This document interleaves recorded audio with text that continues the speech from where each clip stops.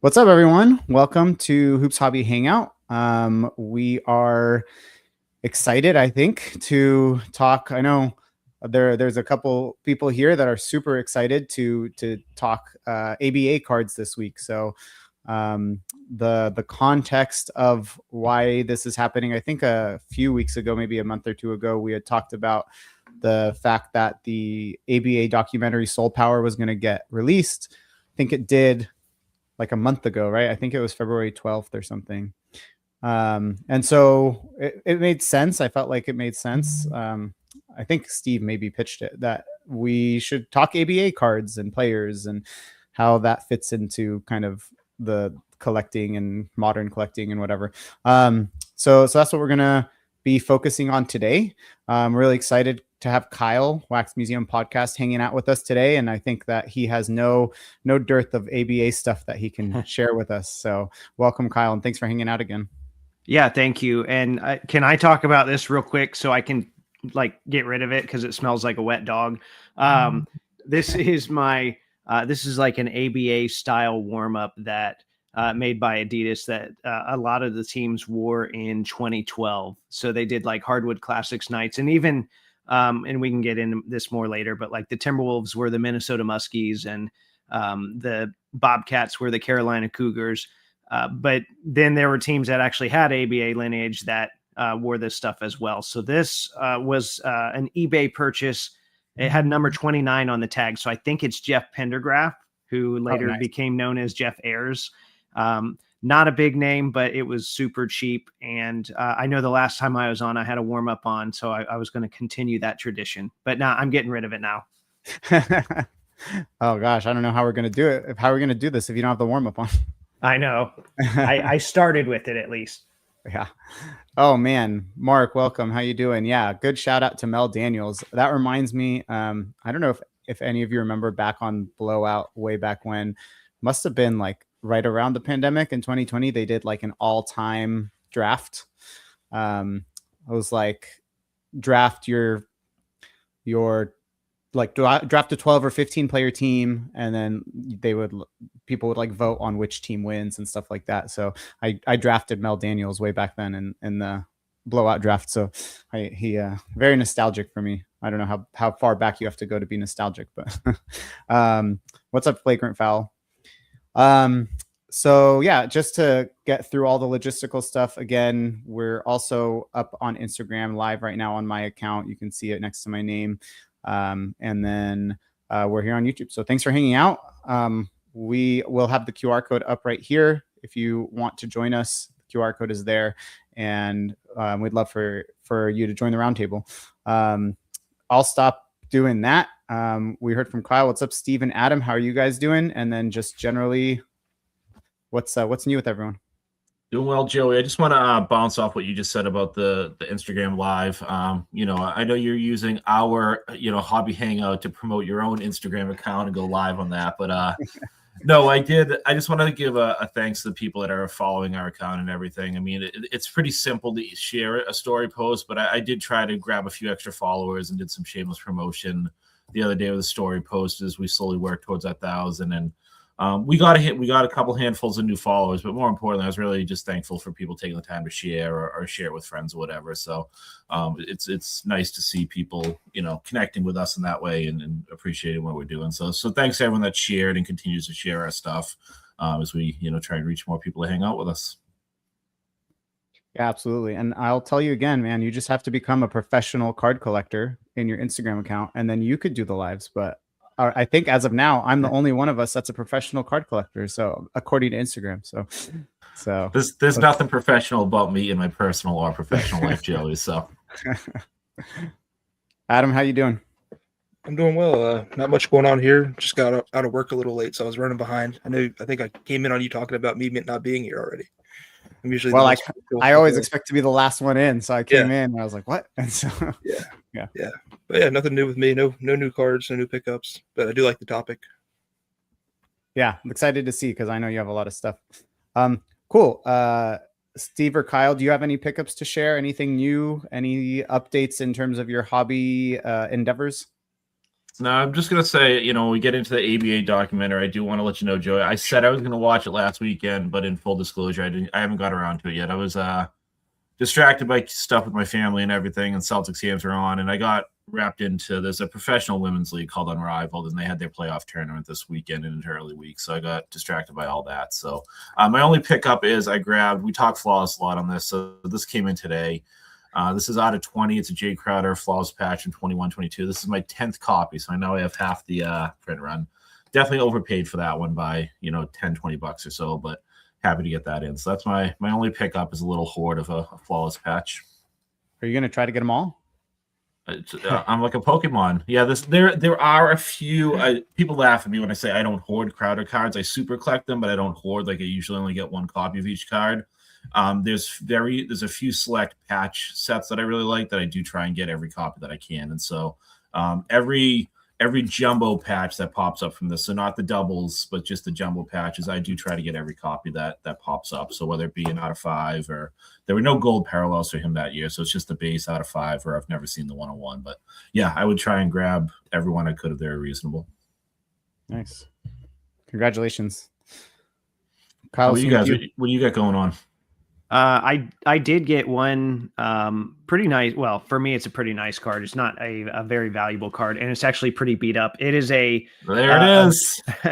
Gary Harris mosaic sticker auto 101 with the auto running way off the sticker, a huge crease on the back. But for people that haven't followed it, I am in the crowd on this card. And I discovered that after trying to get on the back of a card or on the front of a card for years. Apparently I've been on one for 3 years, and I know it's me. My head is down. Like I know where I was sitting. I have pictures of me on that night, but it's not like you can look at this and be like, oh yeah, there you are. But yeah, I know I'm on there. So this is my 1 of 1, I guess. So I was happy to get that. As happy as I'll ever be to get a Gary Harris card. I know that you have a video, right, that goes through that on your YouTube channel. Again, Wax Museum Podcast. I'm sure everybody who is watching or will watch knows your channel. But did you mention, are there parallels to that card? Are you going to go for parallels? Are you satisfied? Yeah, there's and I'll say I'm not normally a rainbow chaser. It's just because it's like do I really want rainbow neon green and all this other stuff? But this rainbow's small. It's like 6 cards, and I've got the 101. I think I have a gold on the way. A friend of mine said someone bought the gold. Also, don't buy a gold. So I think I know where that's going.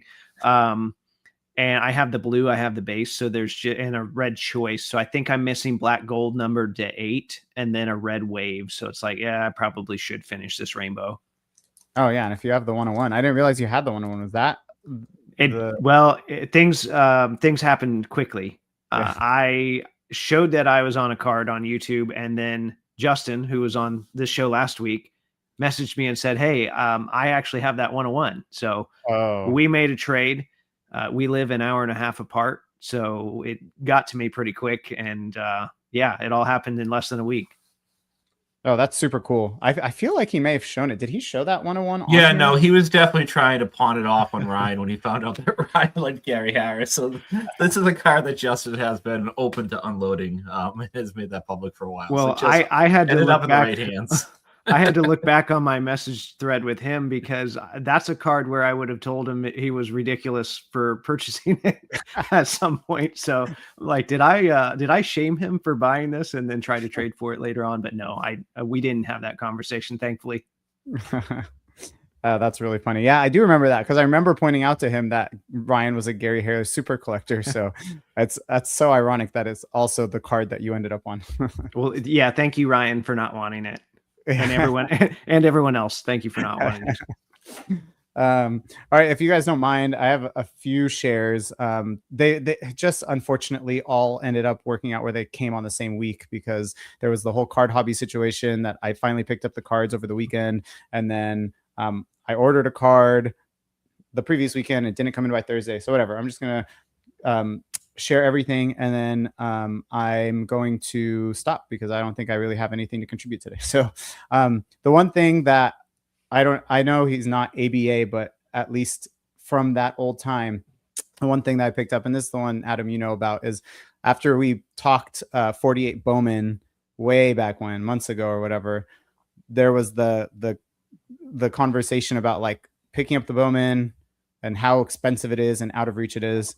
And so ever since then, you guys mentioned that Topps reprint, the 96 Topps reprint Mikan auto. So a week or so ago, I ended up picking up that auto, and I'm like, man, for probably, I don't remember what you guys said the cheapest Bowmans go for, but like this is such a good fill in for if you want to have, or at least this is my mindset. Like, I think it's just so cool to be able to have a Mikan auto rather than a card that was released when he was playing. Obviously, that's really cool too, but it's cool that he signed the card. Obviously, it looks like the Bowman, and so I just really think it's awesome to be able to put that in as just like a lover of cards and card history. Not to cut you off, but maybe without even realizing it, he was also the first ABA commissioner. Oh, I did not realize that. So, Yep. Okay. There's So a good connection already without even. Very ABA related. You didn't know it, but very much ABA related. I know. That just goes to show how much I'm going to learn, hopefully, how educated I'm going to get today. So it's a great card, though. I love that. Yeah. It seems like a no-brainer. And you're right. Like, it's a stupid cheap card for I feel like what it is and what it represents. It just goes to show like the cost of things is so irrelevant to how cool they can be. And that's such a cool card, very iconic. And I can't remember how much you said it was, but for maybe a 30th or a 40th of the lowest grade copy of oh geez. I mean, it's ridiculous. Yeah, I paid $250 for it, $250, and I'm like, yeah, So you said it's a 30th or a 40th. Yeah, that's crazy. Good deal. That's cheaper than I got mine. Oh, really? Yeah. Yeah. So, good deal. Yeah, it was on blowout forums, and I was like, I'm just gonna grab it because I've been wanting it ever since we talked about it. But yeah, so that's that. Then the rest is like card hobby adjacent. I'm not gonna show all my cards from the card hobby pickup, or card hobby order, but finally got it. Met up with my friend this weekend. That's in San Diego. Picked it up from the dealer who picked it up for me from the show, whatever. After that whole drama, and I was still a little nervous because, I knew that the pickup was made. Card Hobby had some weird stuff on their end when, like, one of the cards, I guess my last card in the order got lost or not lost, but got delayed or took forever to come in. So I like requested pickup at the show, and then I added in that last card later, or messaged them asking them to add it in, and then there was no record of it at the show. So it ended up being in the box, and all the cards ended up being in the box. But when you have, several cards passing hand to hand, it's just a little nerve-wracking because you're worried. I was worried that maybe not everything would be in there or whatever. But just going to show real quick like what first got me on to like the first card I bought on Card Hobby that made me want to even go for it. And I've been wanting a Giannis auto for a long time. I really like Gala, so I picked up the cinematic signatures from Gala. I haven't got it out of the holder yet. I'm still not sure if I could trade this as a BGS 9 and then get a raw copy, and I don't know, some other cards with it. I don't know if the BGS 9 is even worth anything more anymore, but I would do it. Yeah, I don't think it really is, but if not, I'm just going to crack it out. I think it's already cracked the slab, but that's what first got me onto it. And then you guys know that I picked up the Dirk for the stat line memorabilia set. Congratulations again on that. It's huge. Yeah, that's awesome, man. Yeah, so the fact that I was able to pick that up for a lot less than it was on eBay and whatever. And then Joey, did you ever have any luck tracking down? There was that copy on the Asian site that Mike or somebody was trying to help you out for the Clay Thompson to finish it off. Did you ever have any luck tracking going to that? On Jianyu? Yeah. It's funny you mentioned that because I did, and it just came in. The Clay. Nice. So, yeah. So Wow. Nice. I'm super pumped because obviously it's the last card for the set. Obviously the patch is crazy with that. It's an insane patch. Yeah, it's an insane patch. And so I'm like obviously thrilled to have finished the set, and I really, really want to thank. It was Ishmael Havlicek stole the cards. Yeah. Havlicek, yep. Who first like put me on to the fact that this thing even exists, this Jianyu app, and that it was on there. There are actually two copies on there. One was a nameplate patch, and one was that patch. And then somebody, it might have been him or someone else, directed me to Raphael, I Collect Wade, who sometimes listens in here. And I was trying to talk to him about like the process of buying through that site, and he was like, yeah, well, you need a Chinese payment method and like address. And I was like, okay, shoot, well, forget it. I'm just not gonna, I can't get the card. I don't have either of those things, and I'm not gonna like go through whatever shady business I need to do to get those things. It ended up being like he told me, he was like, oh, well, I can buy it for you, ship my cards account and whatever. And it's funny because the guy had it listed pretty high, and then I asked him if he would accept offers. He said no, and then he came back to me. The seller went back to Raphael and was like, didn't you say you had a guy that wanted to buy this? Well, I kind of feel like maybe I'll take offers. So I made him an offer. We like went back and forth once or twice, and then he accepted it. But the fact that he went through all that trouble to communicate with me, or to communicate with the seller for me on my behalf, and then ship it to me. He even threw in just a bunch of Kings cards into the package. So I really appreciate it. I mean, I've been working on this set unofficially. Like I've been picking up cards from the set unofficially for 9 years. But like I've been going after it hard for 7 years. So it's like kind of crazy to be done. But yeah, those are the big things for sure that I felt like came in. So it's been a big couple weeks. That's awesome. How many people are in the set in total? It is 26 cards. So 26 players. They're all numbered out of 25, except for some reason the Dwight Howard is out of 24. So nice. So yeah, thanks Mark for the welcoming into the Mike and Reprint Club.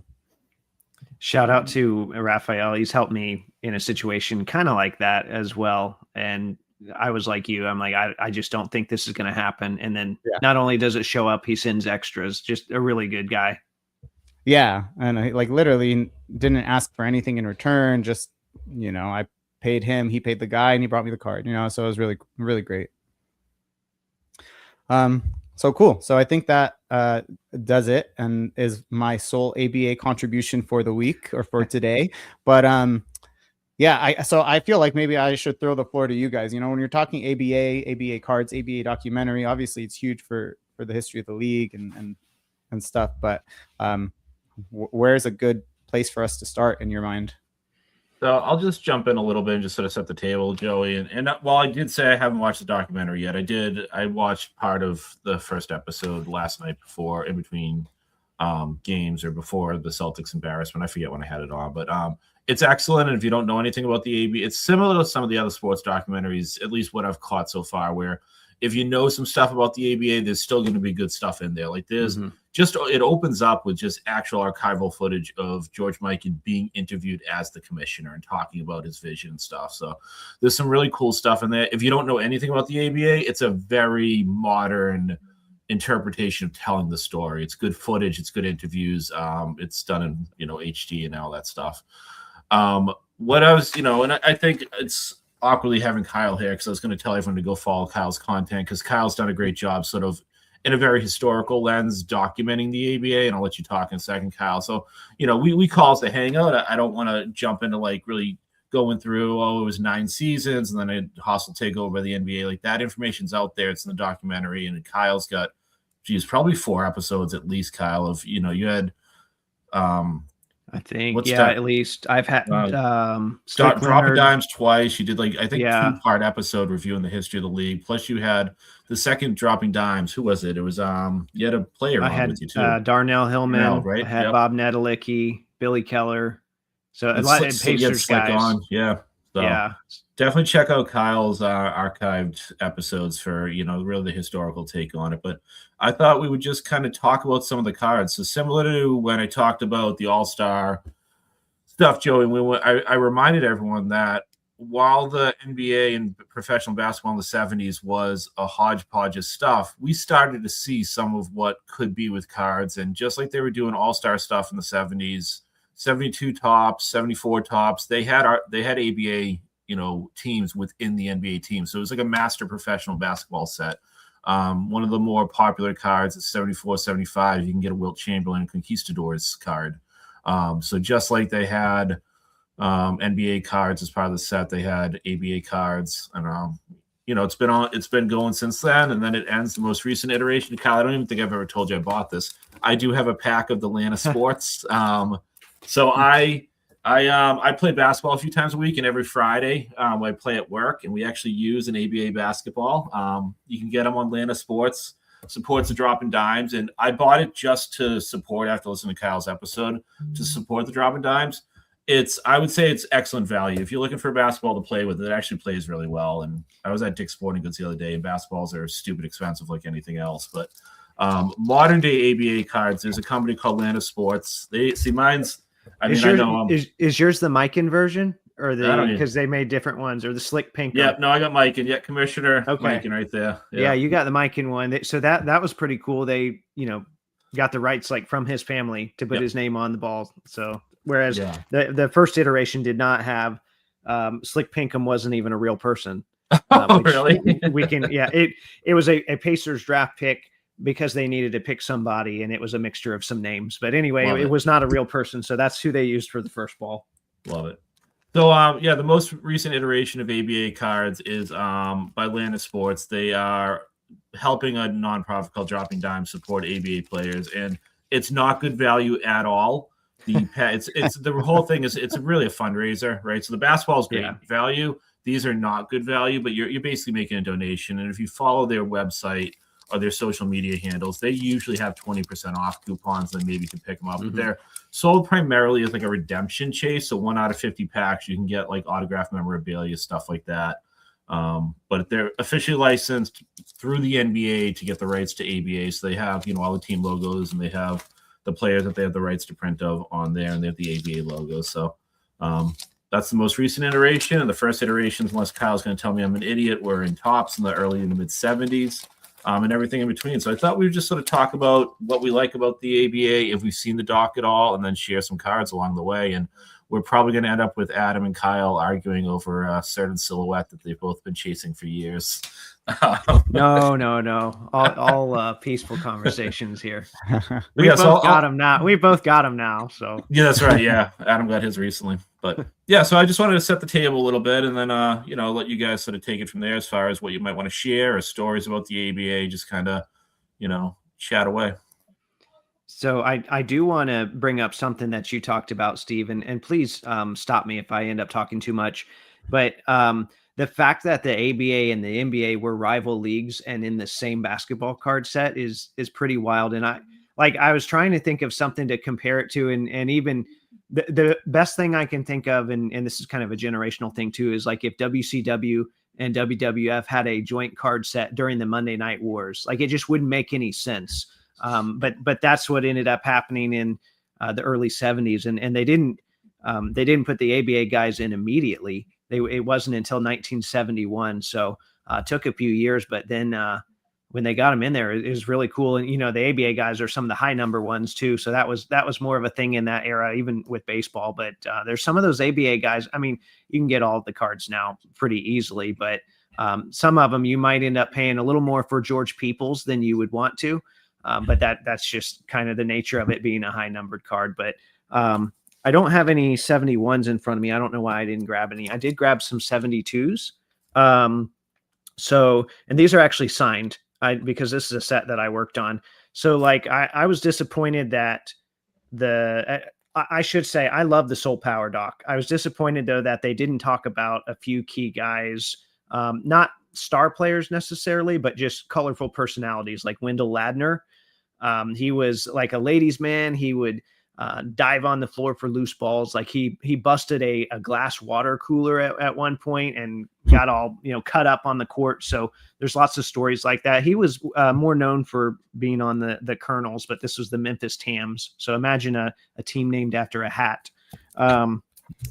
Roger Brown here, not as tough. Oh, and Wendell Ladner, I forgot to mention, he died in 1975. So this is a 1972 card. Yeah. Not a lot of time to get this one signed. And also nobody was getting, well, obviously somebody was, but figuratively, nobody was getting basketball cards signed then because nobody really cared about basketball cards, let alone getting them signed. Roger Brown, he died in, I think, 1997. So his autos are out there, but, still sought after because he was a kind of a late addition to the Hall of Fame. And then this is an NBA card, but of a famous ABA player. This is another guy that they should have mentioned in the doc, John Brisker. They talked about Warren Jabali a lot, but not John Brisker. And John Brisker, he was a guy, he'd bring guns into the locker room like many other players. They had there was, I think it was an Anaheim Amigos program cover where he's got holsters and 2 guns. And then he disappeared in Uganda and was legally declared dead in 1985. But there's all sorts of theories. He was probably dead long before that. So I won't go into all that stuff, but that's an interesting rabbit hole to go down. John Brisker. And I think his grandson plays for the Chicago Bears, kind of random, but so you will see him mentioned occasionally, more so because of that. So. That's interesting. Yeah. So, I mean, where, for someone like me, like, where do you go? Are you guys just like reading up on these players online? Are you like, where are you going? Yep. Obviously the doc now, but. So before I was even into the doc in high school, I wanted to learn more about the history of the Pacers. There were very few resources out there. There was a great website called Remember the ABA. And mind you, this was in like 2005. I don't think that website's been updated since then. It's still a great website, but it looks like it's still in 2005. But then this was the go-to book by Terry Pluto. It's called Loose Balls. Not to be confused by the one with the same name by Jason Williams, the Nets Jason Williams, not your Jason Williams. But this is a great book. It's not like a storytelling, like, start to finish. It's more like here's a lot of players. Here's a paragraph from this guy. Here's a paragraph from this guy. Here's a paragraph from this guy. But this is like the go-to for all things ABA. And it's kind of become the ABA Bible over the years, really. Oh, interesting. Thank you for sharing. I'll have to check that out. Yeah, you can probably get. It's probably pretty cheap on Amazon too. I would bet you could probably get it for less than $10. Yeah, I looked up to remember the ABA.com. I feel like I wanted to put it up, but I don't even know if it's worth doing that. It does look like it was made by a child in the early 2000s. Not a child. That was advanced for the time, but unfortunately, unfortunately, has not really changed much since then. There is a Twitter account called ABA Throwbacks, and they've kind of taken over the marketing for Soul Power. But before that, they did a lot of ABA content as well. So there's a lot of good stuff out there. You do kind of have to dig for it, though. That's very cool. So you were saying that they were combining the players in sets. Were the sets, I guess, in theory, because the NBA existed before the ABA, so they were just sets like they made previously, and then they would input certain ABA players or whatever? No, well, it was the 70s set, right? So we talked about during even the unlicensed conversation we had, we talked about how there were like licensing issues and they were licensing with individual teams and not. And then as the years went on, they just started licensing with the ABA teams as well. So like I don't have it. I sold it to my LCS, but I had the complete 74-75 set, and their base set was NBA teams, ABA teams, and then like within the base set subsets of all-star memories, and then there's a whole postseason run to recognizing the finals run the year before. So it was just the Pacers players and the Conquistadors players were in there with their team, just like the Boston Celtics and Hawks were. So it was just it was part of every year. I have to imagine, Kyle, Adam, you guys might know more. I just assume every year the licensing was different because there were years they were using certain teams and not. I think it was all individual licenses, team by team, up until the NBA sort of saw the power and marketing behind cards. Yeah, well, I mean, they did have the players' associations even then that they use for licensing, and it was messy because like they resolved some of the team stuff, I think, by 72. But either the stories I've heard is either the photographers didn't know or they were using older photos in some cases. So they were still having them flip their jerseys around when they already had some of the rights early on. So, but like they would split a setup, and this probably isn't going to display great, but like the first, half of the set or whatever is the NBA guys. The second half is the ABA. So it was still like separate, even though it was contained within the same set. That's why I said like some of the ABA guys ended up being the high numbers just because they were kind of secondary. And can you explain, because I've heard high numbers in reference to baseball and stuff too. When you're saying high numbers, what is that reference? And you guys can correct me on this. My understanding is that some of the higher numbered cards, I think, were fewer copies were printed. Higher number in the set, you mean? In this set, yeah. But keep in mind, some of these baseball sets were like the 68 top set has 598 cards. So the Tigers team card, I know because I was getting that signed. I used to get that signed at spring training by all the old timers. That was a little more expensive. One, because they won the World Series that year, but two, because it was a high number card. So there were just fewer copies out there. Still very attainable, but fewer than, let's say if there was a team card that was card number 94 or whatever. It's just a lot easier to get. A lot of times with those too is it ends up being two different series on the bigger baseball sets. So you'd have like a first run series and a second series. And by the time the second series is being printed, you're kind of almost towards that next year of cards and season where you end up having a lesser run, or like the famous stories of dumping the 52 tops high series cards into the river and making the Mickey Mantles more rare and the Jackie Robinsons more rare, things like that. So there's a combination of things. And I think some of that is brought over onto sets that don't necessarily have a rarity separation, but it's still just the kind of the aesthetic of a high number card has always been more valuable than the low series. And even like the 48 Bowman, the first set in basketball, is the same way. The second series is considerably more rare than the first series. And those are sequentially higher, like the next in numbering after the series one ones. Okay. So like the 48 Bowman, I think it's cards like 1 through 32 or something like that, or the low series, and then 33 through 64 or whatever it is. There's a definite cutoff line, and it's all of the lower series are printed at a higher volume than the higher series. That's really interesting. And I think they still, or maybe it's a recent change, I think they still do a heritage high number in baseball. So maybe it's not a rarity difference, but I definitely know that people covet them more. And then I think I'm going to transition to a couple of cards and give Adam a chance to talk about his understanding of the ABA a little bit too. Is, Joe, you asked, like, how do we get to know about the ABA? And if Ryan was here with us, we would be talking to Kyle, whose favorite NBA team was an original ABA team, and Ryan, whose favorite NBA team was an original ABA team, and Adam, who lives in Kentucky, where I'd say probably the most recognizable ABA team name, maybe the Squires, but probably the Kentucky Colonels, right? So I think there's still a fandom behind it, just based on the impact that still has on regions. Like, a lot of the ABA teams were in regions of the country that are quote unquote basketball regions, even if it was more of a collegiate focus, Virginia, Kentucky, Indiana, etc. And there's still a large impact on the NBA too. And, I'll show off a few Kentucky Colonels cards. I've only got a few ABA cards left in my collection, but Immaculate Collection has done a very nice job with ABA cards. So this is, I know I've got my 2016 computer here. This is an Artist Gilmore. You can't see it with the patch. It's nice and dirty, probably some gross sweat stuff. This is numbered out of his jersey number out of 53. And then I've got two different copies of the Louis Dampier. Got a gold and a I don't know, sapphire, ruby or whatever, with some higher quality patches. Like, these are nameplates or team logos. So a couple patch autos there of the Kentucky Colonels. I'm sure you've talked about it, Kyle. I don't know what connection Panini had to the Colonels, but they had Dan Issel, Dampier, Gilmore, and they had at least a uniform of each, because they were in a lot of different sets throughout the years. So they did a really nice job capturing some of those relics and getting the players that were around to sign some of the cards as well too. So I don't know if that's a good segue to you, Adam, talk a little bit about your ABA fandom or life in Kentucky, and if the ABA resonates down there still at all, or wherever you want to go with it.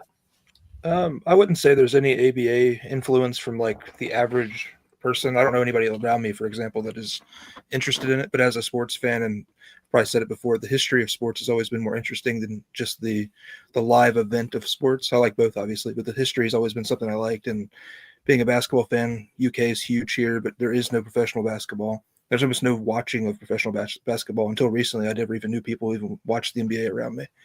So that was like the only lineage we had to professional basketball. So that was always cool to me. And to touch on what you said, I can't remember the guy's name, but Kyle may know, is he was like a equipment manager. He sold off a ton of Kentucky stuff at the time. They kind of filled in for Panini to make those sets. I think that's a big proponent as to why they were the most commonly seen in a lot of those. Yeah, is Lloyd Pinky Gardner. He was the Basically, I think he was able to keep all of the uniforms when they ran out of money. That was his compensation, is the way I remember it, right? Because the Colonels just folded, right? They were one of the teams that the NBA was like, we're not even going to try and take you over. They were just allowed to fold and disappeared into oblivion, right? Yeah, they basically got a buyout amount to just close shop and no longer away. come over into the NBA. And I mean, that's one thing we haven't even got into as well, is like the Spirit of St. Louis is an unbelievable story. The Sona brothers opted away from getting their buyout amount, instead got, I think it was 1/8 of an NBA TV rights contract, which ended up turning into like $800 million or something crazy. I forget the sum, but it was some preposterous amount of money for the time. And it could have even been more. They eventually negotiated, so it was in perpetuity. Basically, the like 1 or 2%, like 2 or 3% of just the ABA team's TV revenue, which at the time was nothing. So, and ESPN actually did a pretty good 30 for 30 on them as well. Yeah. But the last episode of Steve, if you got to watch the rest of the doc. The last episode talks about that too. Yeah, it's really good. I really enjoyed it. I actually haven't finished the documentary either. I need to do that. Keep putting it off and trying to find time to watch it without my wife. She's not very interested. But you guys have meaningful basketball to watch right now, so it's about to be more meaningful when Jason Tatum suits up again. I know, crazy. Is they said tomorrow, right? He's coming back. It's going to happen tomorrow. Yeah. You think so? Whew. He officially changed from out to questionable on today's official team injury report, and it's a game that I think you can plan on. You can plan minutes accordingly against a team like the Mavericks. Sorry, Dallas fans, but you can kind of work. And it's a big deal, and hopefully Cooper Flagg plays as well. He's from Maine, so it's like this game's had a huge aura about it in New England anyways. So adding Tatum to it and giving him 10 to 15 minutes to come in would be an easy game to do so, and also a game that's going to have good energy and positive vibes. So I bet he hits the floor tomorrow for at least a 10 or 15 minute stint. And this is 10 months removed from a ruptured Achilles. Jeez. Yeah. Shouldn't do it, in my opinion, but we could go down this rabbit hole too. Well, you're safe, right? There's no way Tyrese. Yeah, no, Halliburton's not coming back. They've already said it's not happening. Yeah, well, he's got no reason to come back, right? Got to protect. Just as a real quick side note, last night a ball hit off of Andrew Nembhard, and they called it out on the Clippers. And Andrew Nembhard told the ref it was out on me. It's like, that is ethical tanking right there. Just being honest. Isn't Trae Young supposed to be coming back soon, or did he come back yet? He played. Yeah, he played tonight. He played tonight. Okay. Yeah. Crazy. Yeah, we'll see how it goes. But so anyway, Kyle, I guess I don't know if there's anywhere you guys are that you have in mind right now, but Kyle, you were showing me earlier another kind of piece of memorabilia from and I've got all sorts of stuff here laid out. So like I said, I want to take my turn though. I don't want to just talk over everyone, but so you saw the Atlanta sports ball that Steve showed off, and I purchased one of those as well. I don't even play with it. It just sits on a shelf, but I kind of wanted to make a contribution to Dropping Dime. So that was my way of doing that. It's like, he bought the card pack, which is like when you used to buy the Barney plush from PBS for like $100. That's kind of the same idea there. But no, I actually have this right here, which is a Mikan ball. It's a original George Mikan era ball. I don't know if it's actually game used or not. I bought it from the George McGinnis estate sale. But there was some other stuff in the auction that I don't even think was his. I think people were just donating it because the proceeds were going to Dropping Dimes. I threw a low bid on this, because it had no COA or anything. And I woke up and I won. I was kind of like, oh crap, I didn't actually think that bid was going to win. I'm happy it did, but then it was kind of like, all right, well, I got to figure out how to ship this thing to me because they don't ship stuff. I got to pay a third party it was weird. I don't buy from auctions like that normally. So what did they have that listed as? Like what was the listing? Well, I think they put game used ball on it, but Okay. there's like no COA or any, there's not even anything that says like George owned this. Like, I don't think he did. Some of the other stuff did. So who knows where that came from, but it is a Mikan era ball. It holds air well. So I'm happy with it. And I think I got it for like $400, which, felt like super undervalued to me. And I mean, it's not going anywhere. I'm keeping it, but, most things I collect are much smaller than that. Like, I know you guys showed off some relic cards already, so I guess I'll go down that route. The Dan Issel stuff here. I really like this gold one. It's a great piece of the patch. Yeah, it's a really nice patch. I think I found the jersey that they bought online, and if it is the one that they bought, it was a jersey and shorts combo, and the shorts had a big burn hole in them because he used to they'd wash their own jerseys in the hotel room, and he hung it over a lamp and basically burn a hole in it. So I'm hoping that that's the pair of shorts that Panini has, and I look at like every Dan Issel relic to see if there's a big burn mark on it, and I have not seen one so far. So yeah, if you see some burned shorts out there, I'm interested in those. I do have some Gilmore stuff here. I've got these flawless patches. There we go. I like this one especially. And someone mentioned silhouettes earlier. I want to know what the silhouette. I just really like the ABA stuff because it's just so rare. Like, they probably shouldn't have cut this stuff up to begin with, but I am not going to complain because I collect cards and I don't like collecting big bulky items. And then I think someone showed off a Louis Dampier earlier. So they had a Spurs and a Colonels jersey for Louis Dampier. The Spurs would have technically been NBA, so I'm not going to show that tonight. But I mean, I've been buying these Dampiers for years, so I think I've got 7 of them. I don't know. Yeah. None of them are really great patches, except for this one is really nice. Yeah. My camera's struggling here. Steve's on a 2016 computer. I think I am too. For people listening, it's Kyle showing off the 2014-15 horizontal patch that we've talked about a lot. Adam and I are big fans of that with the hollow foil, and one of those rubies looks very familiar, Kyle. I feel like that one might have come from Boston down to Florida during a story sale at some point. I think it did at some point. I don't know. Now someone bought yours before I could get to it. Oh, maybe. Yeah, you know what? You might be right. Yeah, but yeah, probably that guy right there. Maybe that one. Yeah. Maybe Adam's got it. I know it went to a friend. Yeah.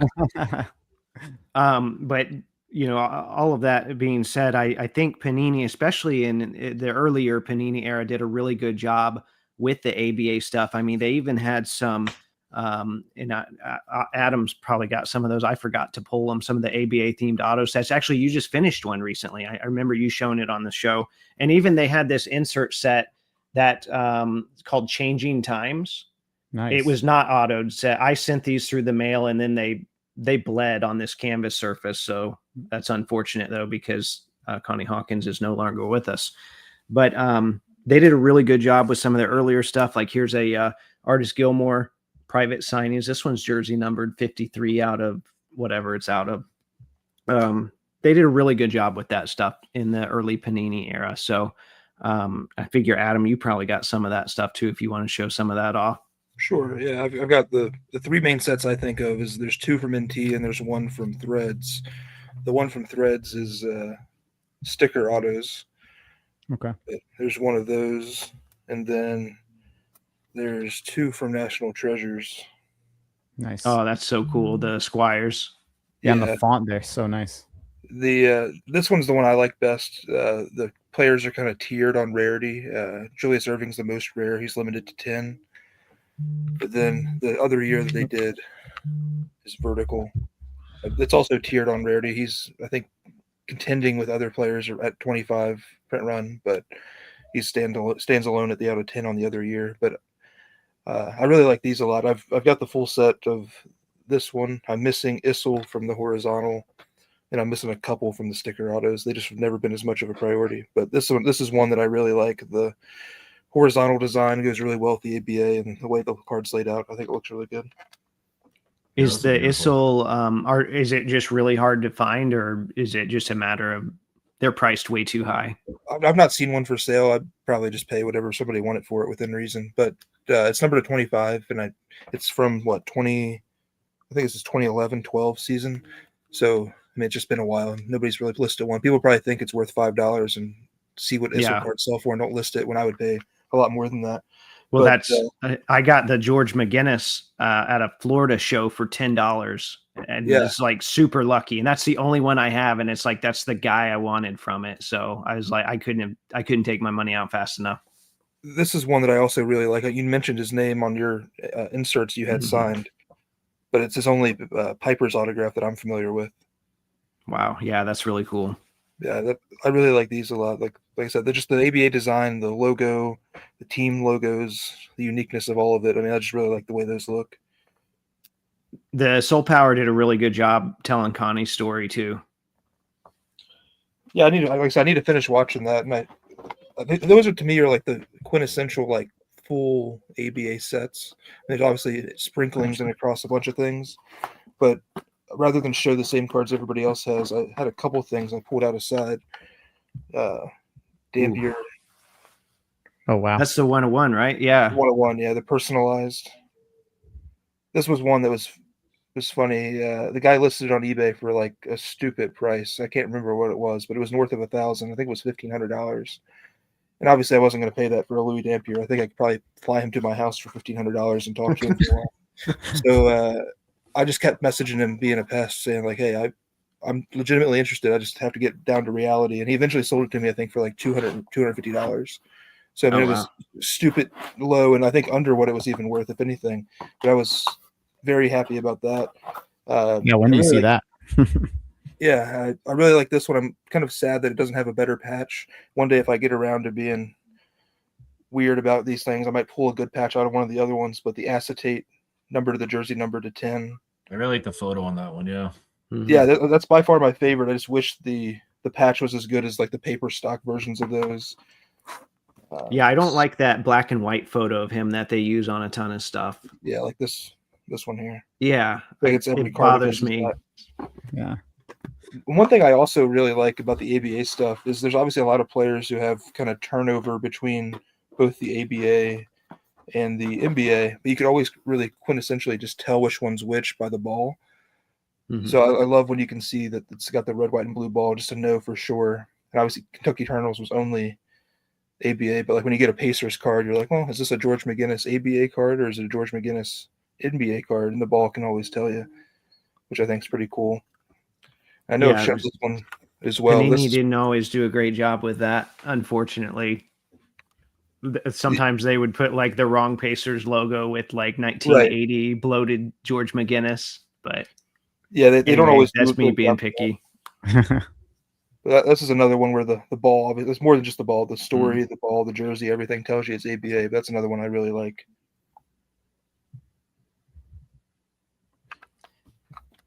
Upper Deck did a really good job with those chronology ones. Say that's a good. Joe, if you can go to the private chat, I just want to. This is more of a card that popped up in my eBay search, and nice. I want to pull it up. There's my Louis his, here. Nice Louis Dampier chronology to match Adams. So I was scrolling through eBay, and a card I was never going to buy because it's well past my what I would pay for. There you go. Okay, Adam, you don't even Joey, don't even worry about it. So that's set right there. So Joey, an Upper Deck Billack, Artist Gilmore. Was that an ABA specific set, or was that just in line with? I know they like. Didn't that set have like Celtics, and they use like the little red shamrock in the middle there? So it was part of that larger set, right? Yep. But what Steve was referencing is you found the 101 from that set, right? The one I didn't find, just popped up in my saved searches. I went looking for it before the show tonight and was shocked I had to go to the sold listings to find it because it sold. It was listed for $1,000. It's a beautiful card. It's what year is that, Adam? That must be 07, 08 probably. It is 0809. 0809 Upper Deck Black, and it's a set that it's a vertical set where they did like the shadow box design where they have sort of the signatures in the black backing, and then a layer on top with like a specialty logo. So this one has the ABA logo.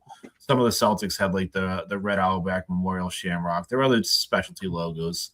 It was a unique set, and the 101 Artist Gilmore popped up, but the Artist Gilmore auto is too big for the auto window, so it like was completely misaligned. Where Adam's copy was a lot more centered within the auto box there.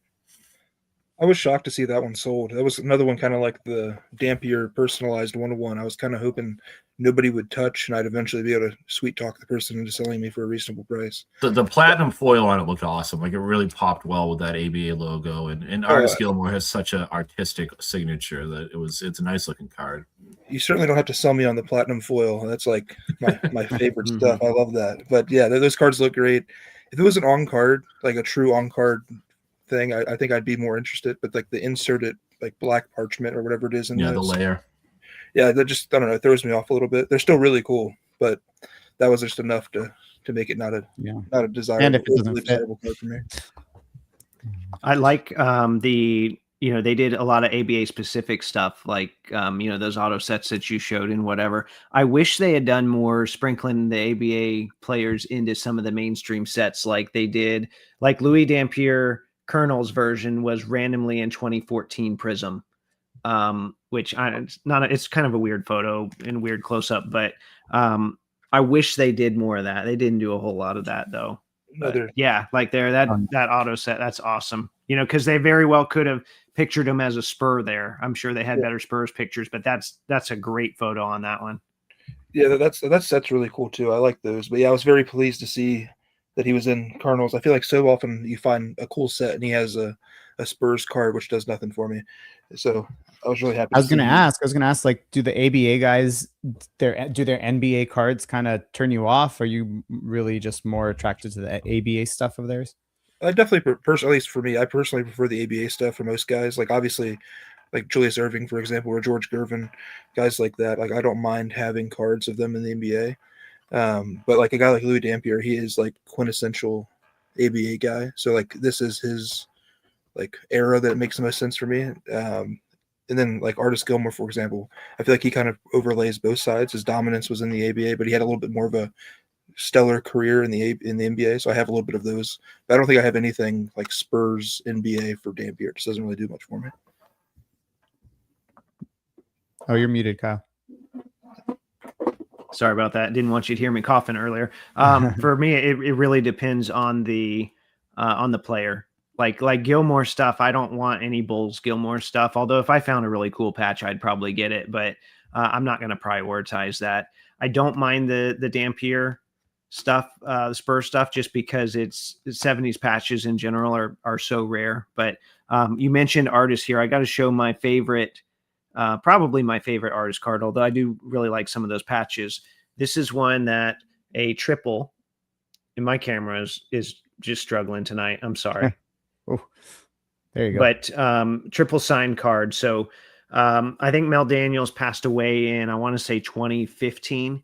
So I sent this card to him in like 2012. He was a great signer through the mail. He signed it in ballpoint pen. I held it for years. Like that was my placeholder for my set. And a couple years ago, Artist Gilmore was randomly doing a show in the Tampa area, and it was like $20 or $30. So I'm like, all right, I don't want to send this through the mail because, Mel Daniels passed away. So I went and got Artist to sign it.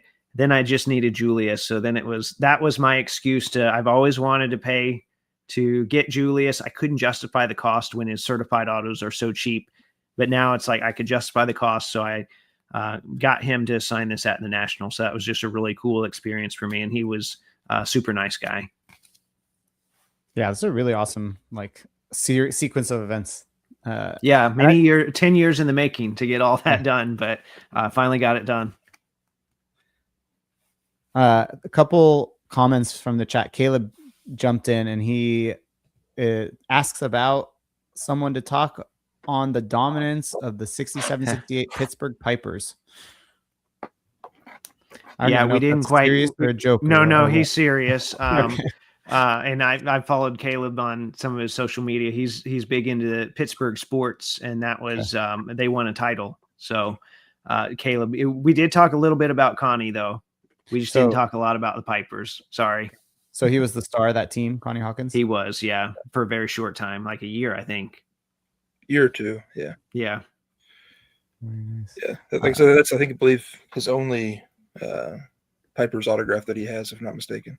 Yeah, Caleb, if they made more, if Panini made some Stu Johnson cards, then you would get more Piper's mentions. But sorry, they didn't. And Adam, when you say it says only Piper's, is that across all manufacturers or just from Panini or Across all that I'm aware of. I okay? don't. He may have a sticker auto in that vertical thread set that I showed, like this, All right.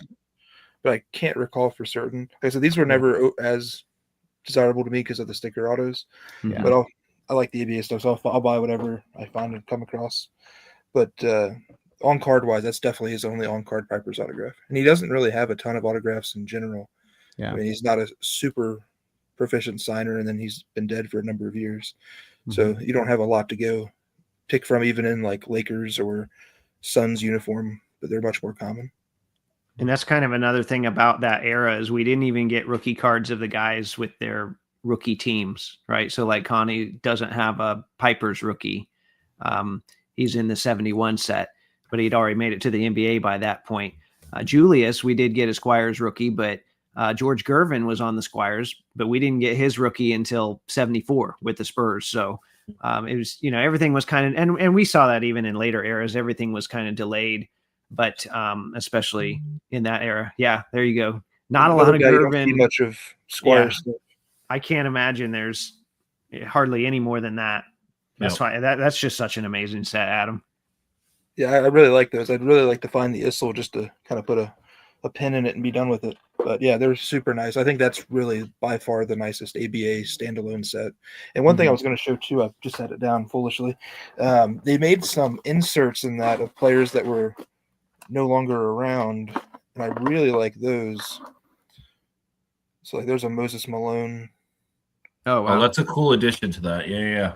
And they have I've never even seen a picture of one, but apparently they have a Wilt Chamberlain Conquistadors card as well.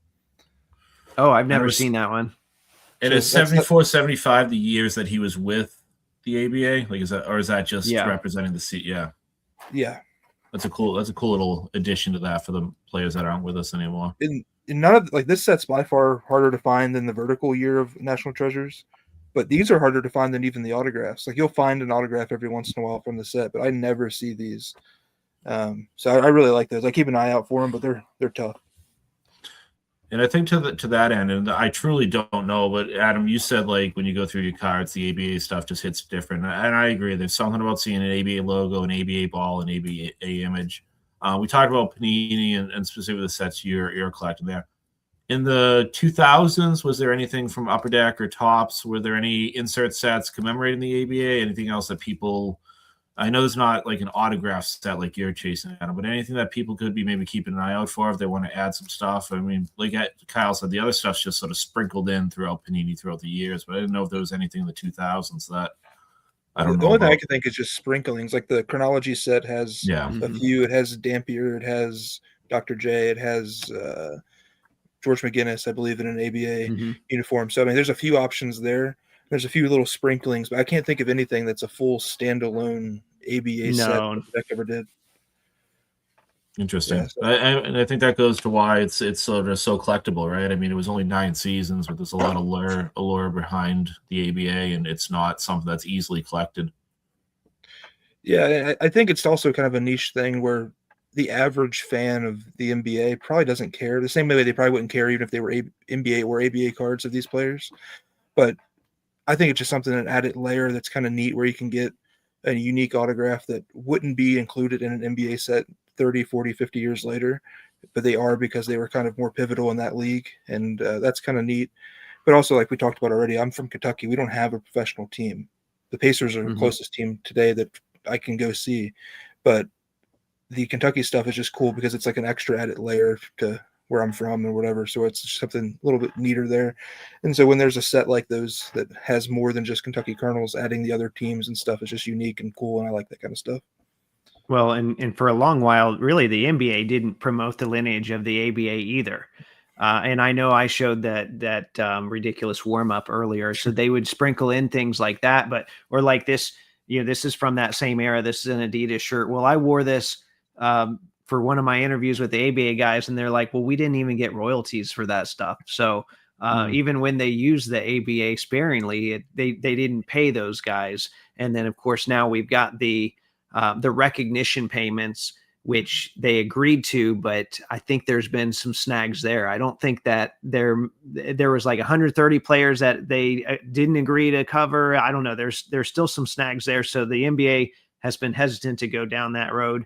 And I think they should give the Pacers that little championship tag on the back of their jerseys. That's what I want to see. Of course, let's take care of those players too, but the Pacers should have a 3 on the back of their jerseys. I'm tired of Bucks fans and all the other fans saying no NBA rings because they know they have to be specific. So anyway, that's my last ode to the ABA.